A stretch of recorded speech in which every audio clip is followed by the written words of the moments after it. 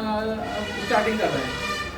देखिए, एक लड़की थी, ये लड़की तुमको दिख रही होगी, ठीक है। एक बार की बात क्या हुई कि ये अपने घर में रहती थी और इनकी मम्मी ने कुछ कह दिया तो नाराज हो गई।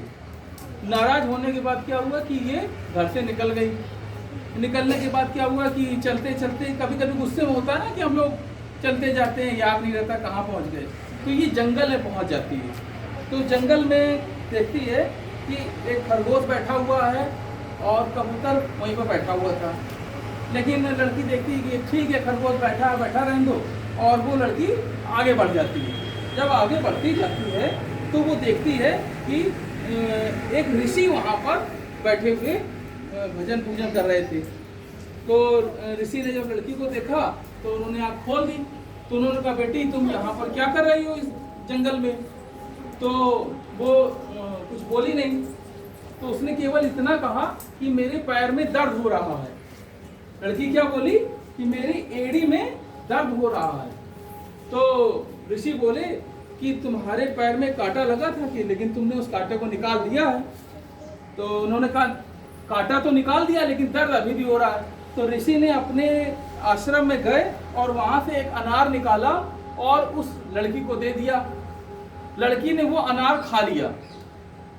अनार खाने के बाद उसको लगा कि ये तो औषधि गुण से युक्त था, उसमें मतलब अच्छा अनार था, उसमें दवाई नहीं मिली हुई थी और उसका दर्द खत्म हो जाता है पैरों का। तो वो ऋषि से कहने लगी कि भाई आपका अनार बहुत अच्छा था और जो मेरे पैरों में दर्द था वो तो खत्म हो गया।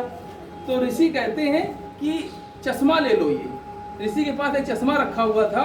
ऋषि ने चश्मा उठा करके उस लड़की को दिया। लड़की से कहा, चश्मा लगा लो, तुम्हारी आंखें भी कमजोर हैं। लड़की हंसने लगी कि नहीं, मेरी आंखें तो बहुत अच्छी हैं, मुझे चश्मे की जरूरत नहीं है। ऋषि ने कहा, नहीं लगा लो चश्मा। तो इस लड़की ने ये चश्मा लगा लिया।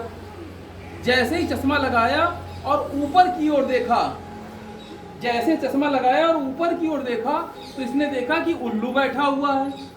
अब लड़की अचंभे में पड़ गई कि पहले उल्लू ये मुझे नहीं दिख रहा था और जैसे मैंने चश्मा लगा लिया मुझे उल्लू दिखने लगा। इसका मतलब ये कि मेरी आंखें कमजोर थी और ऋषि जान गए कि इनकी आंखें कमजोर थी। उसके बाद लड़की बोलने लगी ऋषि से कि मुझे बहुत भूख लगी है। तो ऋषि ने फिर वो आश्रम के अंदर गए। ऋषि ने एक आम दिया, थोड़ी सी इमली दी और उसे कहा कि ये खा लो और खाने के बाद अगर भूख ना मिटे तो तुम बताना। लड़की ने आम खाया, इमली खाई और उसके बाद वो ऋषि के पास गई। उसने कहा अभी भूख लगी है। तो फिर ऋषि ने, ये क्या है, फिर अंगूर दिए। अंगूर, ये वाले अंगूर खट्टे हैं कि मीठे? कुछ बच्चे कह रहे हैं खट्टे। तो ये खट्टे भी थे और मीठे भी थे, खटमिठे अंगूर थे। तो उसके बाद उस लड़की ने वो अंगूर खाए और बहुत उसको मीठे मीठे अंगूर मिल के अच्छा लगा। ठीक है, तो उसके बाद क्या होता है कि अब इस लड़की से ये ऋषि कहते हैं कि अब तुम सीधे चली जाओ और तुम्हारा पेट भर चुका है और अपने सीधे रास्ते से जाओगी, तुम्हें तुम्हारा घर मिल जाएगा।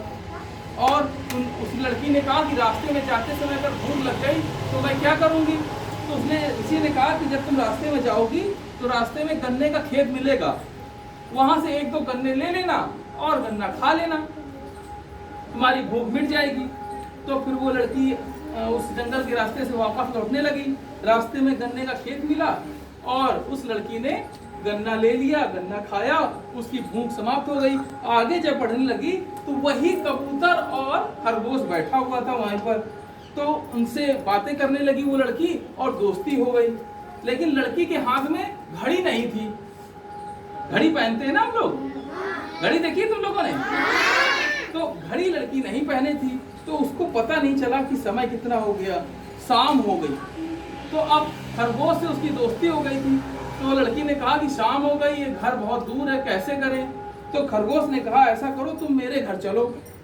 तो उस रात में वो लड़की खरगोश और कबूतर के साथ चली जाती है। तो जब अगले दिन सुबह होती है तो ये खरगोश उस लड़की को घड़ी देता है कि ये तुम घड़ी लगा लो, पहन लो, क्योंकि अब अगले दिन जब तुम चलो तो तुम्हें लेट ना होने पाए। और जैसे ही ये लोग बाहर निकलते हैं घर से, खरगोश के घर से, अब कौन कौन हो गया बताइए? कहानी में कौन कौन घर से बाहर निकल रहा है बताइए? 3 लोग। कौन कौन? खरगोश, कबूतर और लड़की। अब लड़की के हाथ में घड़ी भी है, तो जैसे ही बाहर निकलते तो देखते धूप निकली हुई है। अभी धूप निकली है ना, तो खरगोश क्या करता है, वापस अपने घर में लौट के जाता है और वहां से छाता ले लेता है। तो छाता लेकर के छाते में लड़की और खरगोश दोनों साथ चलने लगते हैं। लेकिन जैसे ही आगे बढ़ते हैं, लड़की कहती मुझे प्यास बहुत लगती है।